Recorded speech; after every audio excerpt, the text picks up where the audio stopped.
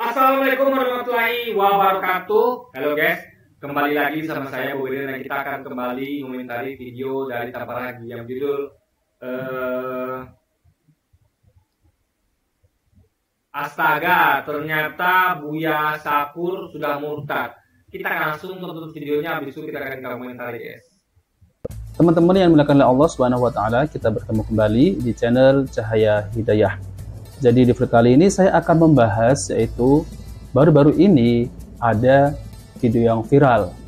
Jadi saya banyak melihat ya di video-video tersebut, benarkah Buya Sakur ini telah murtad, telah terkeluar dari Islam?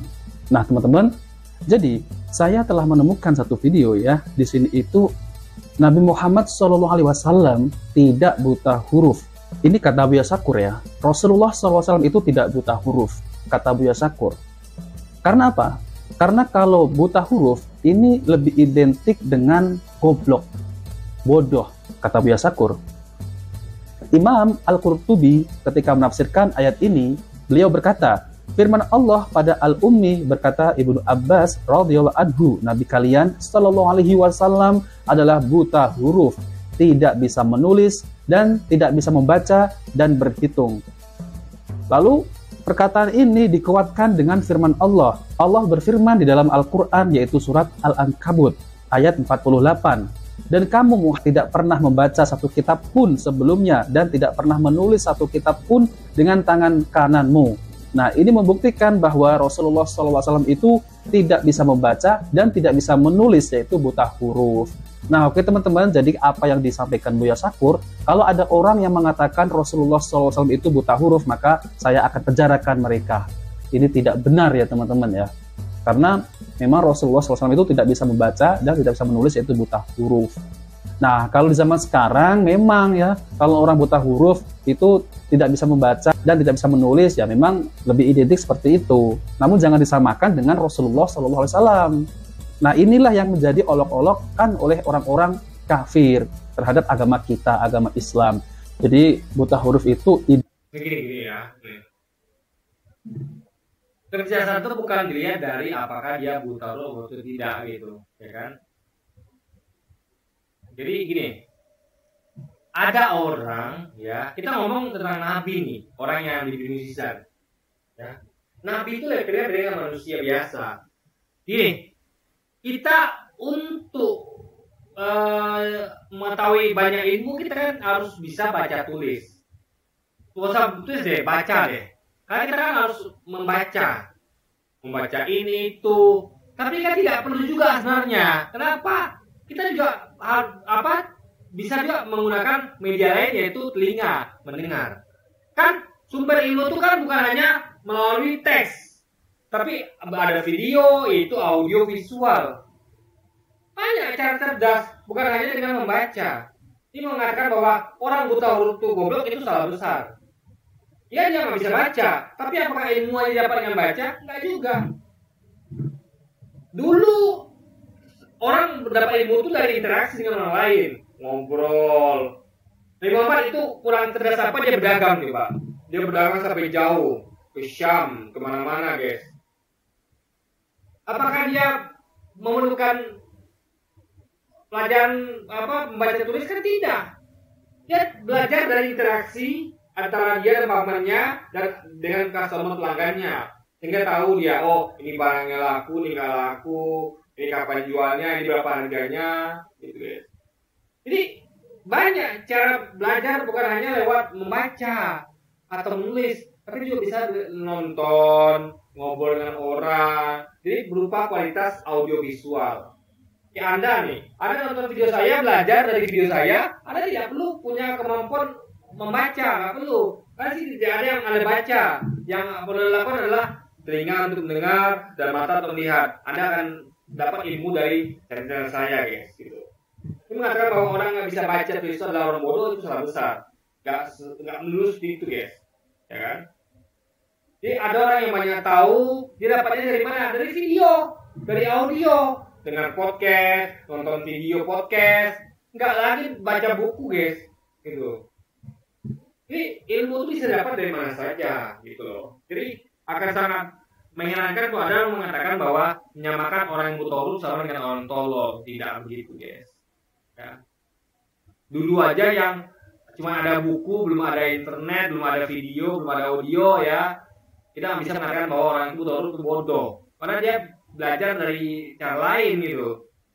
Gak bisa membaca, ya dibacakan. Nggak susah, guys. Jadi intinya adalah nggak itu parameternya. Nggak bisa membaca itu kan parameter apa. Cuman kalau dia bisa baca, artinya dia bisa melahap semua media. Dikasih media video, dia bisa lahap. Dikasih media audio bisa lahap. Ketika dikasih media tulisan, dia bisa lahap. Itu aja beda, guys. Jadi dia punya cara belajar yang lebih lengkap. Kalau saya nggak mau belajar lewat teks, ya saya minta videonya. Saya cukup mendengarkan suaranya gitu. Itu loh gue pikirnya, guys. Identik dengan goblok, ya kan? Ya, oke. Nah, teman-teman, ini yang selalu dijadikan olo-oloan oleh orang-orang. Itu adalah ada tujuannya. Kenapa Nabi itu dijadikan buta huruf? Agar tidak ada yang bisa memfitnahnya kalau Nabi itu yang menuliskan kitabnya sendiri. Wong dia buta huruf, nggak bisa baca tulis. Kok bisa dia nggak pernah baca kitab lain sebelumnya, dia bisa nulis. Kok bisa dia tulis kitab suci? Kitabnya sendiri itu kan nggak mungkin, guys. Itu loh dia pikirnya. Tapi kan udah tahu jelas begitu, logianya masih aja tuh umat Kristen yang ngomong Nabi, yang menuduh memfitnah Nabi itu membuat menulis kitabnya sendiri. Kan jelas-jelas ngaco, guys. Udah jelas dia mereka ini mengatakan bahwa Muhammad itu bisa baca tulis, tapi dituduh juga dia menulis kitabnya sendiri. Ini kan logika yang kacau, guys. Non-Muslim.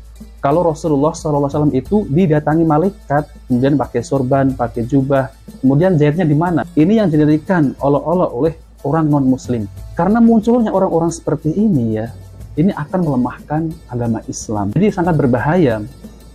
Seakan-akan agama Islam ini sama dengan agama orang-orang non-Muslim. Buya Sakur ini mengatakan bahwa malaikat itu, ya, yang mendatangi Rasulullah SAW itu pakai jubah, pakai sorban, jahitnya di mana? Ini kalau kita berbicara dengan malaikat, ya, ini hal ghaib, ya. Kalau dikatakan jahitnya di mana, ini ngawur sekali, ya, teman-teman, ya. Yang selalu dibuat olok-olok oleh orang non-Muslim, ya seperti ini, ya. Ya, Buya Sakur ini kita memang ketahui kesesatannya sangat nyata sekali. Kita nggak tahu dia tuh kok bisa begitu, ya. Kita doakan pun udah terlambat.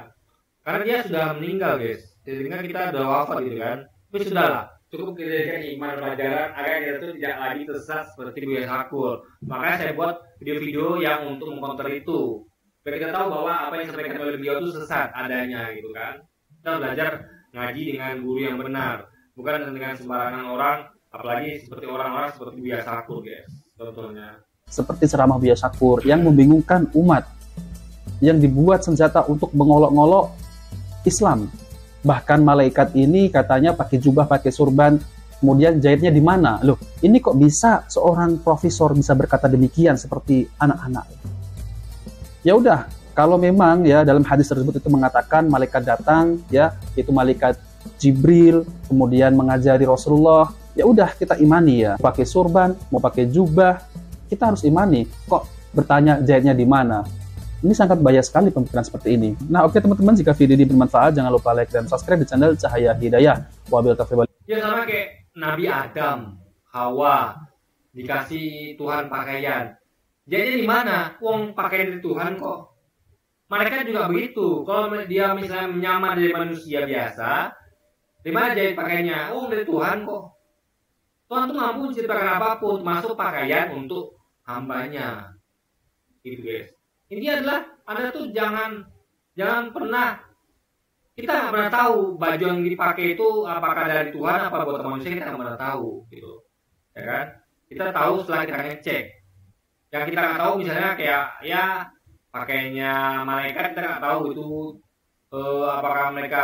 Tapi kalau mereka itu kan logikanya memang buat dari Tuhan datang gitu, dikasih Tuhan. Sama kayak Nabi Adam. Nabi Adam itu tidak pernah jahit bajunya sendiri. Karena waktu itu tidak berjahit, tapi Allah langsung kasih baju kepada Nabi Muhammad dan Hawa untuk nutupin aurat mereka, guys. Hidayah. Wassalamualaikum warahmatullahi wabarakatuh. Jadi bukan Islam tuh jangan dipertanyakan. Justru kita pertanyakan segmen dari orang-orang kayak Buya Sakur ini. kok ngawur, kok sesat. Kita pertanyaan dengan logika, kok nanyanya kok malaikat itu jahitnya di mana pakaiannya? Itu kita tanyakan, bukan kita tuh boleh bertanya, harus kita pertanyakan. Kok bisa dia punya pemikiran sesat seperti itu gitu loh? Nggak masuk akal. Dia menyamakan antara malaikat dengan manusia. Agar manusia aja berbeda, manusia yang mengenal Nabi Adam dan Hawa itu beda sama kita. Kita pakaian saya ini ya dijahit orang ini. Saya beli baju yang hasil jahitan orang. Tapi Adam dan Hawa waktu itu nggak ada penjahit. Siapa yang jahit bajunya? Tuhan yang langsung memberikan baju dalam keadaan jadi untuk auratnya. Jadi jangan disamakan semuanya gitu. Makanya kita tuh Islam tuh justru mempertanyakan. Kita tuh bukan agama yang seperti agamanya tanpa lagi, yang punya dogma imani saja apa kata pendeta. Kalau tidak kamu akan jatuh dosa. Itulah doktrin dari dogmanya gereja. Nggak ada hubungan sama Islam. Islam nggak seperti itu. Islam tuh kita diharuskan bertanya. Kalau mau cerdas ya bertanya. Nggak ada Islam tuh jangan melarang jangan bertanya gitu. Cuman untuk kasus-kasus tertentu yang goib, kayak satu yang goib itu kan Tuhan udah kasih tahu tuh bahwa dari hal goib itu yang kamu ketahui hanya sedikit yang Allah kasih tahu pada kamu. Artinya Allah tidak kasih tahu lebih banyak lagi tentang hal goib. Makanya kalau Anda bertanya, ya jawabannya nggak ada. Makanya hanya dia yang tahu. Contoh kayak bertanya kapan kiamat. Jangan tanya. Yang kita tahu adalah tanda-tandanya. Kapan kiamatnya itu hanya Allah yang tahu. Jangan Anda tanya. Karena percuma. Anda akan dapat jawaban, hanya yang tahu hanya Allah. Guys. Itu loh jauh pikirnya. Tidak semuanya itu ada jawabannya. Kita boleh bertanya, tapi jawabannya ada dua. Jawabannya kita tahu, atau jawabannya kita nggak tahu. Kalau nggak tahu ya berarti yang tahu hanya Allah saja. Kalau kita tahu ya kita jawab gitu. Itu loh gue pikirin guys.